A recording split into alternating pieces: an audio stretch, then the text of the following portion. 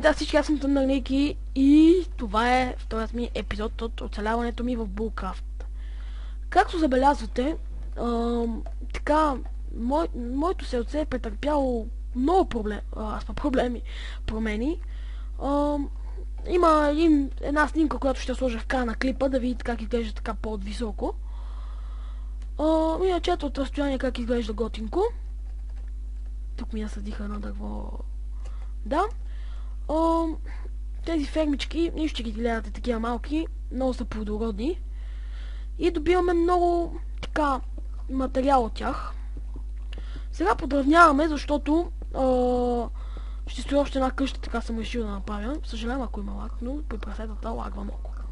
Така тук крави прасета, тук за съжаление е само една кокошка, която се надявам скоро да се размножи. Всъщност сега ще пълваме. И не ще бъгат яйцата, не знам защо така. Тук ще развъждаме овци. И да, това е.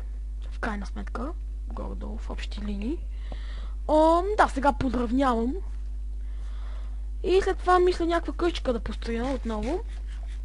И в този епизод съм решил да построя автоматична ферма.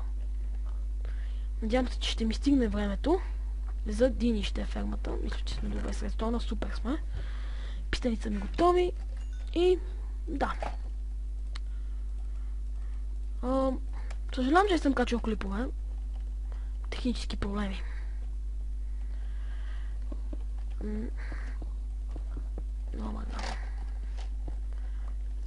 Просто ето това да го изхъба, което е в мен, като Stone Bricks. И започваме някаква фермичка да мислим, защото така малко тъпичко да са ми там диниите. Като имаме материали, имаме възможност. Може би няма да ми стигне за всичкото Stone Bricks, но след клипа ще си го довърша.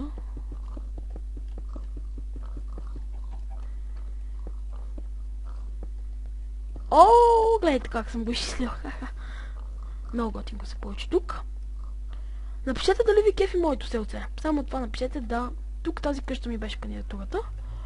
Но с различен покрив, понеже намерих тъмно дърво. За съжаление. Да, почваме фермата. Ще е нещо малко.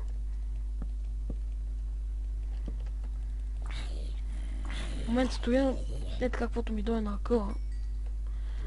Моловете. Все пак е вечер, нормално.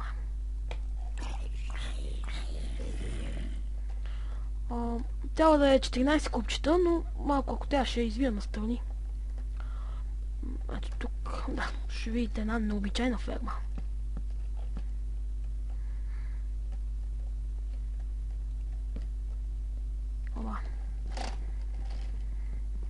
Малко. Ето така, защото ще опира в фенера.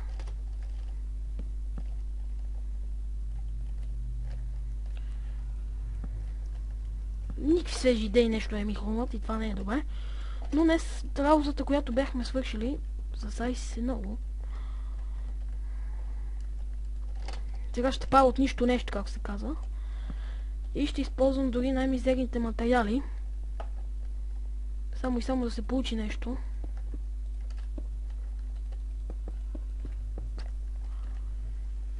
Нещо, което да ми върши пълноценна работа.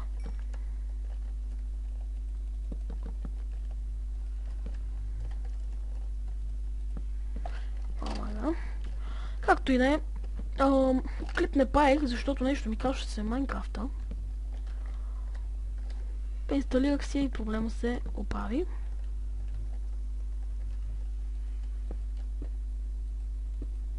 Може би тук ще сложа 2 стъкълца, за да се получи добре. Покрива вече е измислен, защото останаха много такива приятелчета. Даже ми хрумна много по-свежи идеичка. И като останаха, викам да ги оползотвориме в покрив. Какво друго иначе.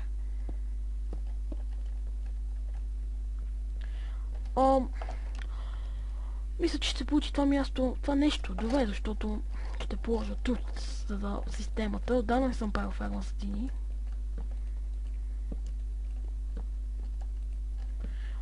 И се надявам да се получи що горе добре. Вчера, кой гледах финал Шампионска лига. Много готин матч беше. Лично на мен много ми хареса. Малко съм разочарован заради Левски и Славия, но... Не всеки ден е Великден, все пак, както се казва. Не знам дали това нещо се получи горе-долу добре. Ако трябва Слава, ще ползвам и така, за отгоре. Гледай, джоп! Пати, идиота съм. Стъпички си направих. Аха. И... О, точно ми останаха. Ма отгоре ще са слабове.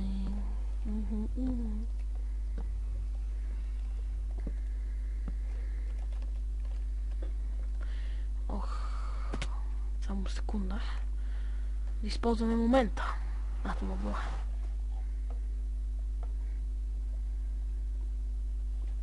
Да, ето, напълно употребен момент.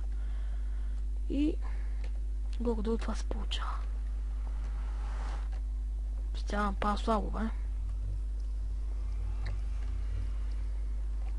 Но... Аз имам 5 слава някакви в мене. Ще направим и ето така.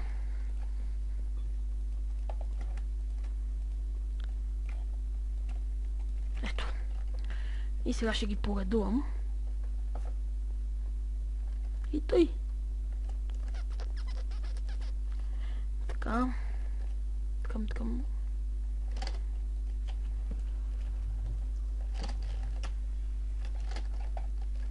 Оп. Оп. Няма ми стигнат бе малко към модела. Всъщност не стигат ми. Така.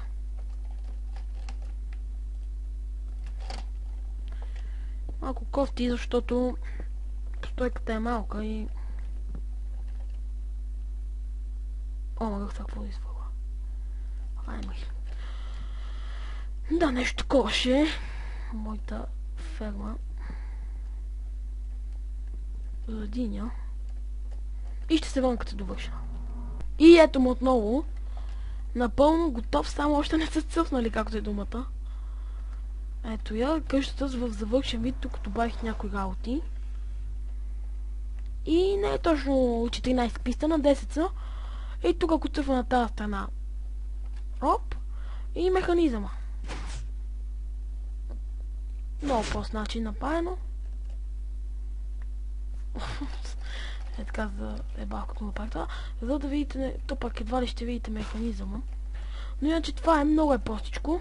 Всеки може да си го направи ако иска. Няма да имам нищо против. Това е. Това е като цяло фермата. И това мисля да е този клип.